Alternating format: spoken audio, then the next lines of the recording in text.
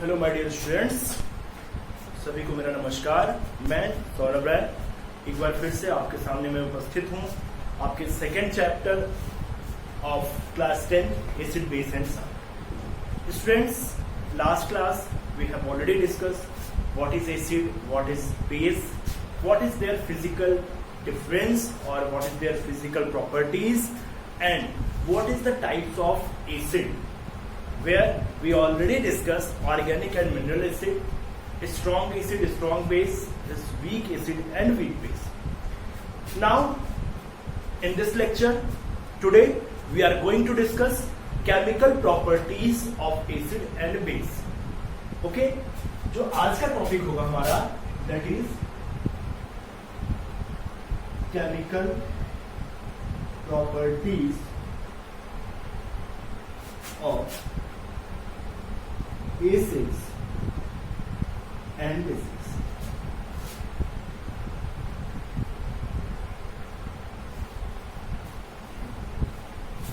Students, basically chemical property can better understand in the laboratory, but we are not present at the time in the laboratory, so we can only discuss on the board पे केवल discuss कर सकते हैं अभी chemical property के बारे में।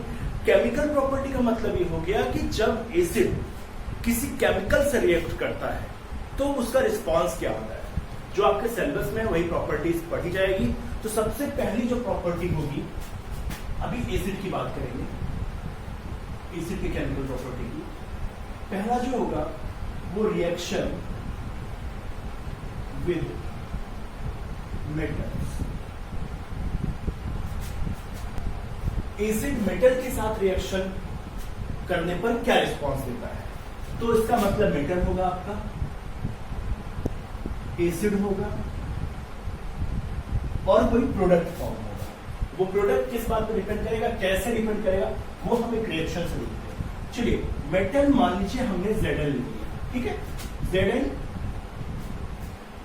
In solid form, और हमने अपना एसिड ले लिया HCl, ये एक्वस। मैंने आपको पहले ही बता रखा है कि acid and base both shows their characteristic in the presence of water in aqueous medium। अगर एक्वस मीडियम नहीं है तो एसिड जैसा बिहेव नहीं करेगा, बेस जैसा बिहेव नहीं करेगा। एसिड एक्वस सोल्यूशन में ही हाइड्रोनियम आयन प्रोड्यूस करता है, ठीक है। अब जब ये रिएक्शन होता है तो एक्चुअल में होता क्या है कि the metal which is more reactive than hydrogen, they replace hydrogen from that compound. अब यहां से जो जिंक है ये हाइड्रोजन को रिप्लेस कर देगा। क्यों? Because zinc is more reactive than hydrogen. Reactivity series पढ़ा होगा, पढ़ेंगे भी हम आगे मेटल नॉन मेटल वाले चैप्टर में। रिएक्टिविटी सीरीज में जिंक जितने भी एलिमेंट हैं all are who are more reactive than hydrogen, they replace hydrogen from their salt, from their compounds या फ्रॉम देयर स्पीसीज। अब यहां से जिंक हाइड्रोजन को रिप्लेस कर देगा, और ऐसा रिप्लेसमेंट क्या होता है, डिस्प्लेसमेंट रिएक्शन का एग्जांपल है ये। तो यहाँ पे जब रिप्लेस करेगा तो हाइड्रोजन H फॉर्म में तो निकलेगा नहीं, हाइड्रोजन जब भी निकलेगा वो H2 फॉर्म में इन द गैसियस फॉर्म निकल जाएगा, और जिंक क्लोरीन के साथ बना लेगा साथ जिंक क्लोराइड। तो यहाँ पे 2 लिखेंगे आप तो बैलेंस हो जाएगा। तो इस तरह से we can say that when metal react with acid it produce hydrogen gas. तो यहाँ पे प्लस हाइड्रोजन गैस क्यों हुआ वो मैंने आपको बता दिया, ठीक है। एक और एग्जांपल ले लेते हैं, Mg सॉलिड H2SO, ये भी एक्वस सल्फ्यूरिक एसिड। अब जब ये रिएक्ट करेगा तो ये बनाएगा आपका MgSO4, because valency of sulphate and magnesium दोनों की 2-2 होती है। तो यहां से मैग्नीशियम क्या करेगा, हाइड्रोजन को डिस्प्लेस करा देगा, मैग्नीशियम सल्फेट प्लस यहाँ पे हाइड्रोजन गैस, ठीक है। तो पहली प्रॉपर्टी जो है केमिकल एसिड की वो रिएक्शन विद मेटल्स के साथ। एक बहुत इंपॉर्टेंट चीज है इसमें, क्या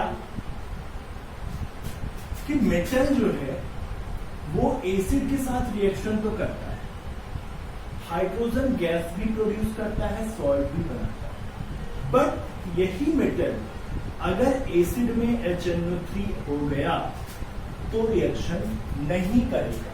मोस्ट इंपॉर्टेंट एग्जाम में पूछा जाता है, ध्यान रखिएगा। 5 स्टार दे रहा हूं, होटल नहीं, क्वेश्चन 5 स्टार क्वेश्चन है। Why HNO3 acid ये aqueous not react with metal, not produce hydrogen gas when react with metal? Why? क्यों नाइट्रिक एसिड मेटल के साथ रिएक्ट करके हाइड्रोजन गैस नहीं देता है? तो वहां पे आपका आंसर होगा because HNO3 is not only acid, it is also a strong oxidizing agent। Oxidizing agent का मतलब जो ऑक्सीजन की सप्लाई दे दे और कोई एलिमेंट अगर फ्री फॉर्म में निकला तो वहां जाके ऑक्सीजन जुड़ जाए तो वहां उसका ऑक्सीडेशन करवा दे। तो जो हाइड्रोजन गैस यहाँ पे निकलती है उस हाइड्रोजन गैस को ये नाइट्रिक एसिड क्या करता है? ऑक्सीजन सप्लाई कर देता है। तो इसलिए ये ऑक्सीडाइजिंग एजेंट हो जाता है और खुद रिड्यूस्ड होके ये N2O और NO और NO2 के फॉर्म में मिलता है। ध्यान रखिएगा, ठीक है। एक लाइन में आंसर आप देंगे। आंसर क्या होगा? क्वेश्चन क्या है? Why HNO3 not produce hydrogen gas when react with metal? Because HNO3 is not acid, is also it is not only acid, is acid. It is also a strong oxidizing agent due to which it not produce hydrogen। Hydrogen को किसमें ये oxidise कर देता है? Water. ठीक है, ये आपका हो गया इंपॉर्टेंट। इससे ये क्वेश्चन कम पूछा जाएगा लेकिन ये वाला क्वेश्चन ज्यादा पूछा जाएगा। ठीक, चलिए second property, what happened when acid react with metal oxide. देखिए एक तरीका मैं आपको लर्न करने का भी बताऊंगा कि कैसे आप इजीली लर्न कर सकते हैं। दूसरा, रिएक्शन विद मेटल ऑक्साइड। अब एसिड का रिएक्शन हम देखेंगे मेटल ऑक्साइड के साथ। चलिए, मेटल ऑक्साइड प्लस एसिड क्या फॉर्मेशन वो हमको देखना है। कैसे देखेंगे? मेटल ऑक्साइड में चलिए ले लेते हैं हम कैल्शियम ऑक्साइड ले लेते हैं और एसिड में ले लेते हैं HCl, ये आपका सॉलिड फॉर्म है, ये आपका। अब you know very well calcium is more reactive than hydrogen, तो हाइड्रोजन को हटाएगा। तो जब हाइड्रोजन को हटाएगा और क्लोरीन के साथ तब लगेगा तो कैल्शियम और क्लोरीन एक साथ आ जाएगा, तो यहां फॉर्मेशन हो जाएगा CaCl2। अब बचा क्या? हाइड्रोजन और ऑक्सीजन। तो ये फॉर्म कर लेंगे ये एक्वस और ये फॉर्म कर लेंगे वाटर। ओके, तो इसका मतलब क्या होगा? Metal oxide when react with acid it form salt plus water. क्या आपने चेंज किया? मेटल की जगह ऑक्सीजन, मेटल प्लस ऑक्सीजन लगाया आपने और हाइड्रोजन गैस में ऑक्सीजन मिला। इसका मतलब मेटल के साथ केवल रिएक्शन जो होगा वो आपका हाइड्रोजन गैस देगा, लेकिन मेटल ऑक्साइड में अगर लगा दिया तो हाइड्रोजन गैस में ऑक्सीजन आपको लगाना पड़ेगा। मेटल में ऑक्साइड लगाया तो आप हाइड्रोजन में भी ऑक्सीजन लगा दीजिए। तो ये हो गया आपका लर्न करने का तरीका। इस तरह से when metal oxide react with acid, it form what? Salt and water. Mainly basically आप water बोलेंगे। ठीक है, चलिए आते हैं next topic. What happen when acid react with metal carbonate और metal hydrogen carbonate? अब एसिड की प्रॉपर्टी हमें देखनी है कि एसिड मेटल कार्बोनेट के साथ या मेटल हाइड्रोजन कार्बोनेट के साथ क्या फॉर्म करता है। Reaction with metal carbonate and metal hydrogen carbon. चलिए, इसका मतलब क्या होगा आपका? मेटल कार्बोनेट, ठीक। और रिएक्शन किससे करवाना है? क्या फॉर्म होगा वो? मेटल कार्बोनेट में चलिए हम ले लेते हैं आपका, मान लीजिए हम ले लेते हैं Na2CO2, सोडियम कार्बोनेट, ठीक है। और एसिड में हमने ले लिया हाइड्रोक्लोरिक एसिड एक्वस, ये इनसॉल्युबल। अब आपको ये भी पता है कि यहाँ पे जो सोडियम है वो हाइड्रोजन को रिप्लेस करेगा, क्यों? क्योंकि ज्यादा रिएक्टिव है। अगर रिप्लेस करेगा तो क्लोरीन के साथ NaCl का फॉर्मेशन कर देगा। चलिए, अब बचा क्या? हाइड्रोजन। तो ऐसी कंडीशन में आपके पास यहां से CO3 बचता है, यहां से हाइड्रोजन बचता है। तो ये जो फॉर्म होता है ये H2O प्लस CO2 गैस,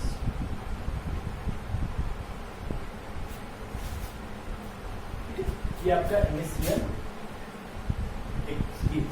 तो इसका मतलब मेटल कार्बोनेट जब एसिड के साथ रिएक्शन करेगा तो ये साल्ट, वाटर और बेसिकली जो है कार्बन डाइऑक्साइड प्रोड्यूस करेगा, ठीक है।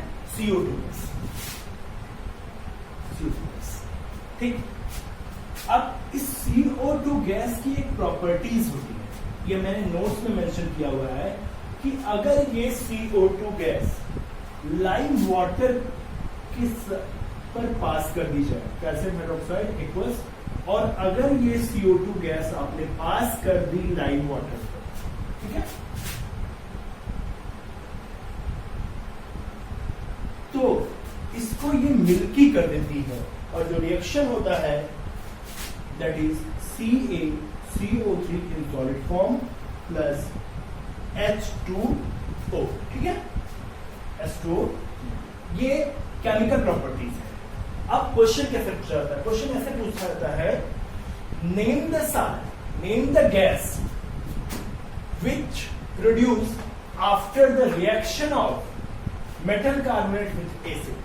तो आप जवाब देंगे CO2, या आपसे कभी कभी साल्ट के केस में भी पूछा जाता है कि अगर मान लीजिए आपके पास प्रोड्यूस जो हुआ वो कार्बन डाइऑक्साइड प्रोड्यूस हुआ, और तो आप बताइए कि एसिड किससे रिएक्शन कर रहा है, तो सीधे सीधे आपका जवाब होगा कि acid react with metal carbonate. कोई भी मेटल कार्बोनेट होगा तो आपको ये प्रोड्यूस हो जाएगा। और नोट में क्या है? नोट में what effect of carbon dioxide gas which produce after the reaction of metal carbonate with acid on lime water. तो इसका जो होता है ये मिल्की कलर, ठीक है, क्या जो दिया करते हैं।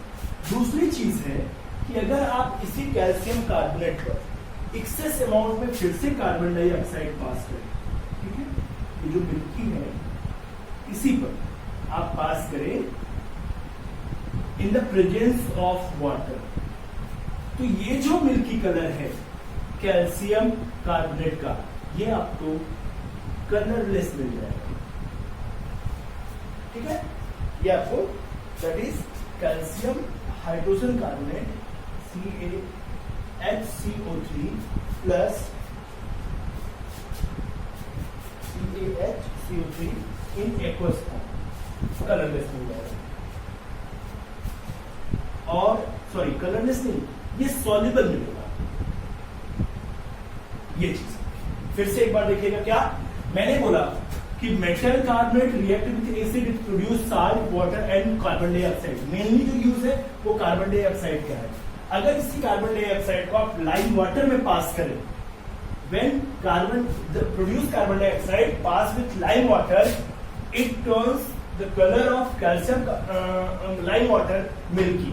ये मिल्की बना देता है उसको कैल्शियम कार्बोनेट के फॉर्म में, वाटर प्रोड्यूस होता है। और फिर से अगर आप जो वाटर प्रोड्यूस हुआ है उसके साथ फिर से आप CO2 अगर पास कर दे, एक बार CO2 पास किया, जो बना फिर से उसमें CO2 अगर पास कर दे तो ये वाटर सॉल्युबल हो जाता है और कैल्शियम हाइड्रोजन कार्बोनेट का फॉर्मेशन होता है। तो ये आपकी केमिकल प्रॉपर्टी है किसकी, एसिड। ठीक है, अब आते हैं बेस में।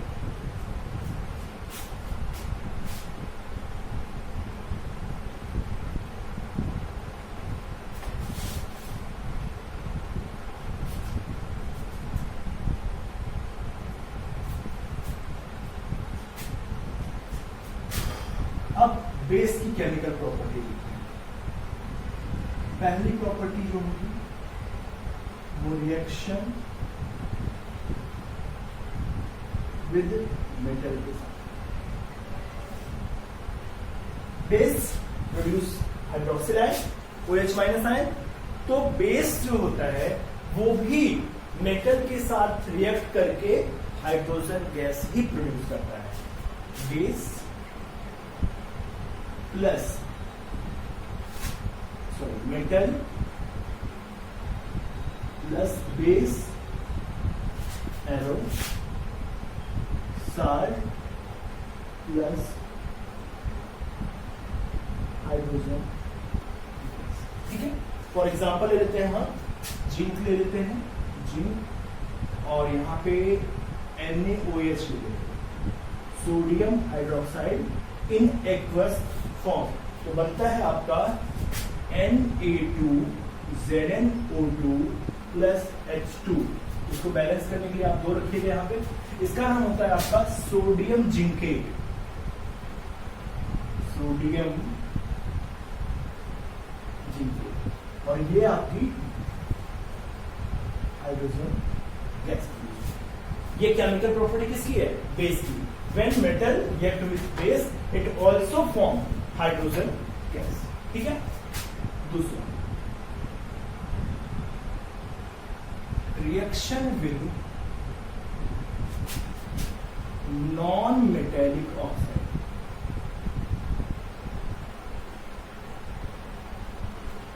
Reaction with non metallic oxide. Generally जो नॉन मेटेलिक ऑक्साइड होते हैं that are acidic in nature. किसके, non metallic oxide that are generally acidic in nature. और जो आपका नॉन मेटेलिक ऑक्साइड होता है ये बेस के साथ रिएक्शन करता है। तो किसके, एसिडिक नेचर है और ये बेस है। अभी हम एक रिएक्शन पढ़ेंगे, reaction what happen when acid and base react with each other, जिसको न्यूट्रलाइजेशन रिएक्शन कहते हैं। तो ऐसी कंडीशन में आपका साल्ट और वाटर फॉर्मेशन होता है। ठीक है, रिएक्शन देख लेते हैं। यहाँ पे NaOH,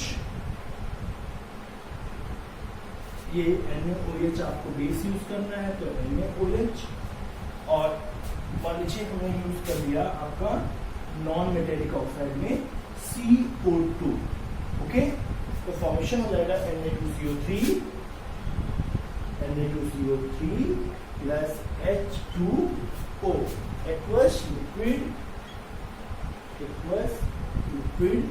ये भी आपका एक्वस था और ये आपकी गैस। ठीक है, अब एक चीज क्वेश्चन राइज होगा कि नॉन मेटेलिक ऑक्साइड की क्यों मेटेलिक ऑक्साइड नहीं यूज किया। बेटा बेस का जो कॉम्बिनेशन होता है वो मेटल के साथ होता है। देखिए ये आपका Na मेटल है जिसके साथ OH हुआ। अगर आप यहाँ पे दूसरा मेटल लेंगे तो वो डबल डिस्प्लेसमेंट रिएक्शन होने लगेगा, तो फिर कोई चांसेस नहीं होगा।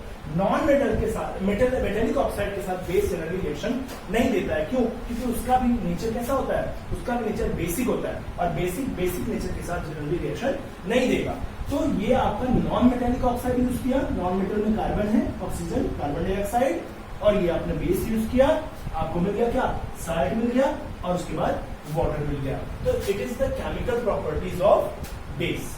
ओके, तो केमिकल प्रॉपर्टीज ऑफ एसिड में क्या था, reaction with metal, reaction with metal oxide, reaction with metal carbonate. Metal लिया तो केवल हाइड्रोजन गैस, मेटल ऑक्साइड लिया तो वाटर, मेटल कार्बोनेट लिया तो water plus carbon dioxide gas.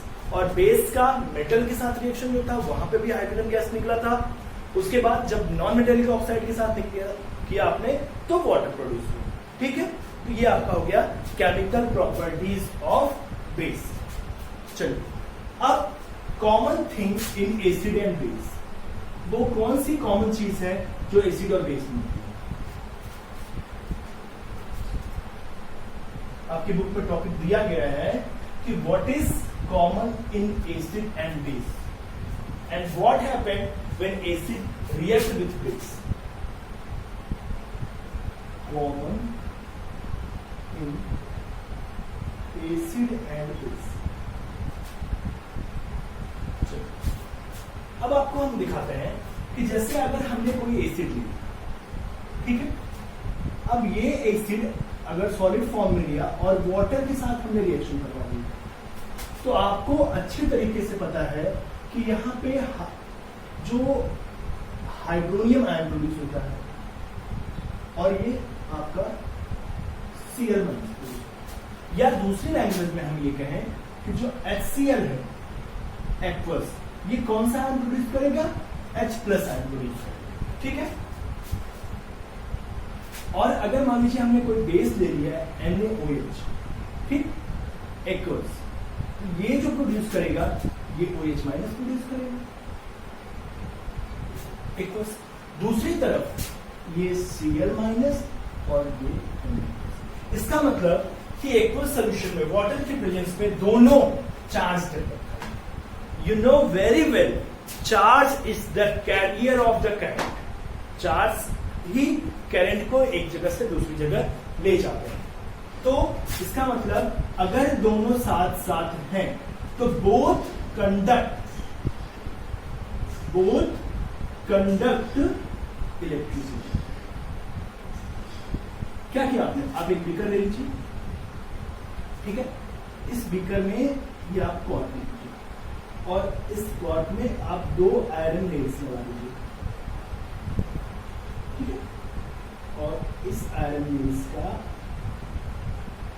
एक पार्ट आप बैटरी से कर दीजिए।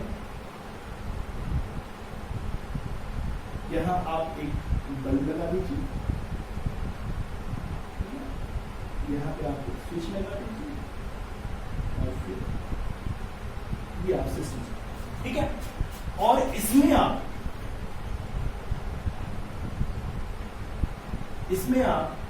NaOH और HCl मिक्स करेंगे। आप जैसे इसमें मिक्स करेंगे, ठीक है, और वायर को आप ऐड करेंगे, तुरंत ये बल्ब जो होगा ये ग्लो करेगा। इसका मतलब क्या हुआ? इसका मतलब हुआ कि acid and base both conduct the electricity, both produce the electricity. क्यों? क्योंकि आपने एक सर्किट में कोई आपने सर्किट नहीं जोड़ा, कोई वायर नहीं जोड़ा, तो ये इससे कनेक्ट नहीं हो रहा। तो बैटरी का जो एक टर्मिनल है वो दूसरा टर्मिनल वो लगे, ये कैसे ऐड हुआ? जो सर्किट है वो कैसे कंप्लीट हुआ? ये बेस और एसिड के प्रेजेंस में कंप्लीट हुआ है, क्योंकि ये चार्ज प्रोड्यूस कर रहे हैं और वो चार्ज करंट फ्लो, ठीक है। लेकिन अगर यही आप इसमें ग्लूकोज और एथिल अल्कोहल ले लें, ग्लूकोज और एथिल अल्कोहल ले लें, तो ये बल्ब जो होगा वो ग्लो नहीं करेगा। इसका मतलब दे नॉट कंडक्ट इलेक्ट्रिसिटी, ठीक है। ये दोनों में कॉमन चीज है। कॉमन चीज क्या है? Both produce ions which are responsible to carrying the charge and conduct the electricity. यही कॉमन चीज है, ठीक है। चलो अब what happened when acid and base react with each other? What happened when acid and base react with each other? इसको अलग अलग तरीके से पढ़ते हैं। अब ऐसे पढ़ेंगे, reaction of acid and base. दूसरा तरीका होता है what happened when acid and base react with each other, ठीक है। और एक है इसका न्यूट्रलाइजेशन रिएक्शन, न्यूट्रलाइजेशन रिएक्शन। ठीक है, चलिए रिएक्शन किसका होना है? एसिड का होना है। किसके साथ होना है? बेस के साथ होना है। कोई भी एसिड ले लीजिए, HCl इक्वल्स बेस ले लीजिए NaOH, ये देखिए ये Cl जो प्रेजेंट होता है वो H प्लस और Cl माइनस के फॉर्म में प्रेजेंट होता है, नो वेरी वेल। और NaOH जो प्रेजेंट होता है वो Na प्लस और OH माइनस के प्रेजेंट होता है। जब ये दोनों एक दूसरे से रिएक्शन करते हैं तो यहाँ पे होता है double displacement reaction. Neutralization reaction is also example of double displacement reaction. ध्यान रखिएगा, ठीक है। तो प्रोड्यूस होता है। अब क्या होगा कि जो H प्लस है यहाँ माइनस के पास चला जाएगा और ये जो Cl माइनस है ये प्लस के पास जाएगा। यहाँ क्या बन जाएगा आपका? बनेगा इधर that is NaCl equals plus H2O liquid. जिसका मतलब एसिड और बेस जब रिएक्शन करते हैं तो they form salt and water. ये साल्ट और वाटर का फॉर्मेशन करते हैं। It is called neutralization reaction. What is the neutralization reaction? When acid react with base it form salt and water, it is called neutralization reaction. ठीक है, चलिए एक चीज हम मिस कर गए आपको। मैंने जो आपको बताया था कि नाइट्रिक एसिड मेटल के साथ रिएक्शन नहीं देता है, that is nitric acid not give the reaction with metal and not produce hydrogen gas. लेकिन दो ऐसे मेटल, कौन कौन से? मैग्नीशियम और मैग्नीज, दो ऐसे मेटल होते हैं जो डाइल्यूट नाइट्रिक एसिड के साथ, डाइल्यूट नहीं, that is very dilute nitric acid के साथ रिएक्शन देते हैं और हाइड्रोजन गैस प्रोड्यूस करते हैं। ठीक है, क्यों? क्योंकि डाइल्यूट नाइट्रिक एसिड मतलब 1%, 2%, मतलब जिसमें 1 ml आपका नाइट्रिक एसिड है और 99 ml उसमें वाटर है, तब वो आपका रिएक्शन देगा, हाइड्रोजन गैस प्रोड्यूस करेगा। क्यों? क्योंकि इस केस में ये ऑक्सीडाइजिंग एजेंट का काम नहीं करता है। Dilute, very dilute nitric acid not act as an oxidizing agent, so magnesium and manganese give the reaction with metal, give the reaction with acid and produce hydrogen। ठीक है, बहुत इंपॉर्टेंट चीज है। Which two metal react with nitric acid give hydrogen gas? या what is the condition when nitric acid give the reaction with metal? आप कहेंगे very dilute acid give the reaction with nitric। ठीक है ना, एक चीज। अब what happen when acid and base mix with water? देखिए, अगर एसिड की बात करें तो जो आपका एसिड है ये वाटर के साथ हाइड्रोनियम आयन देता है। पहले होता क्या है? पहले HCl जो है ना वो H प्लस और Cl माइनस में ब्रेक करता है। किसके प्लेस में? वाटर प्लेस में। बट ये जो होता है ये अनस्टेबल होता है, ड्यू टू अनस्टेबिलिटी ये तुरंत वाटर के साथ रिएक्शन करता है और जब रिएक्शन करता है तो H प्लस प्लस H2O के साथ ये हाइड्रोनियम आयन। ठीक है, और सेम केस है आपका ये OH, वाटर प्रेजेंस है तो OH माइनस, वाटर के साथ दोनों आयन प्रोड्यूस करते हैं। ठीक है, एक चीज कि जैसे आप करिए क्या, एक बीकर में आप वाटर लीजिए, ठीक है, या आप चलिए इसमें बीकर में 10 ml कॉन्क एसिड लीजिए, कॉन्क। आप जैसे ही वाटर डालेंगे इसमें से आपको स्मोक धुआं निकलने लगेगा। क्यों? Because the dilution of acid is exothermic। कैसे ऑब्जर्व करेंगे आप एसिड लिए हुए हैं इसमें आप वाटर करिए और जैसे वाटर डालेंगे आप देखेंगे जो आपका पॉट है वो हॉट हो गया है। अगर ये हॉट हो गया इसका मतलब कि ये कैसा रिएक्शन है, एक्सोथर्मिक रिएक्शन है। अब इस फॉर्म में हम वाटर मिला रहे हैं, इसको मतलब इसको डाइल्यूट कर रहे हैं, इसके लिए हम कह सकते हैं कि dilution of acid is exothermic. और सेम केस होता है बेस के साथ। तो वाटर के साथ अगर एसिड और बेस की बात करें तो दोनों के साथ हम जब डाइल्यूट करेंगे तो dilution of acid and base both are exothermic reaction. ये ऑब्जर्वेशन हम आपको लेबोरेटरी में करके दिखाएंगे, ठीक है। It is all about introduction of acid, introduction of base, physical property of acid, physical property of base, chemical property of acid, chemical property of base. क्या क्या टॉपिक पढ़ा एक बार हम रिवाइज कर लेते हैं इसको 5 मिनट के अंदर। जरा इसको आप रिवीजन करिए, चैप्टर बहुत इंपॉर्टेंट है, क्वेश्चन उठाता है यहां से। और जितनी भी एक्टिविटी है ये सारी हम लैब बेस को कंप्लीट करेंगे। इसके लिए आपको परेशान मत होइएगा, आपकी बुक में जो भी लैब एक्टिविटी है उसको हम लैब में करेंगे। हमने टॉपिक क्या पढ़ा, intro of acid and base, ठीक है। इसके बाद फिजिकल प्रॉपर्टी, यही ऑर्डर होना चाहिए आपका आपकी कॉपी में। Physical property of acid and base, ठीक है। फिजिकल प्रॉपर्टी के पहले टाइप्स आप कर दीजिए, types of acid and base. इसके बाद फिजिकल प्रॉपर्टी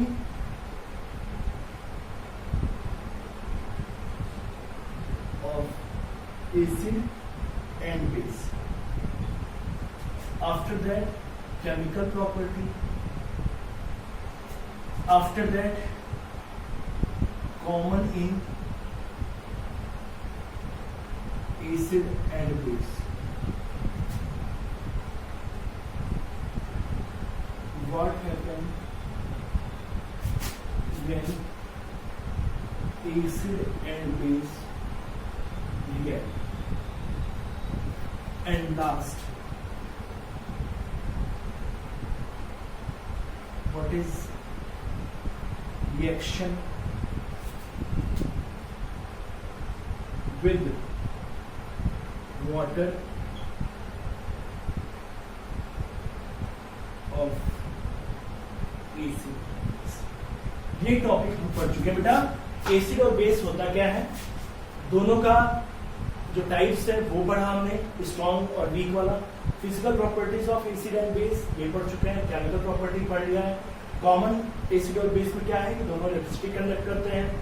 एसिड और बेस रिएक्शन करते हैं तो क्या होता है, सॉल्ट और वाटर बनता है, न्यूट्रलाइजेशन रिएक्शन कहते हैं उसको। और what is the reaction with water of acid and base, दोनों डाइल्यूशन जो होता है वो एक्सोथर्मिक रिएक्शन होता है। यही आपने इस चैप्टर में पढ़ा।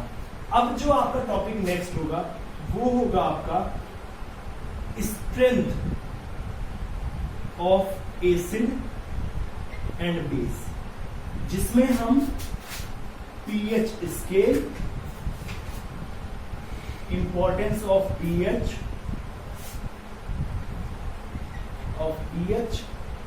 और इंडिकेटर, इनके बारे में हम पढ़ेंगे, ठीक है।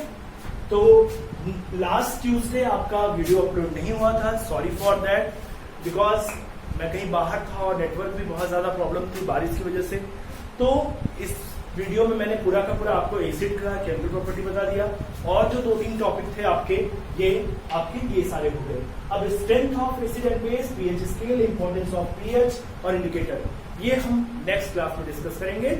और बहुत इंपॉर्टेंट चैप्टर है, इसको आप हार्ड वर्क करके सारे केमिकल रिएक्शन, सारी प्रॉपर्टीज को ठीक से पढ़िएगा। तब तक के लिए खुदा हाफिज, अलविदा, नमस्कार, प्रणाम, चलते हैं। आपका जो दिन हो वो मंगलमय हो, आप घर पे रहिए, सुरक्षित रहिए, मेरी शुभकामनाएं आपके साथ है, मेरा आशीर्वाद, मेरा प्यार आपके साथ है। Thank you, have a nice day.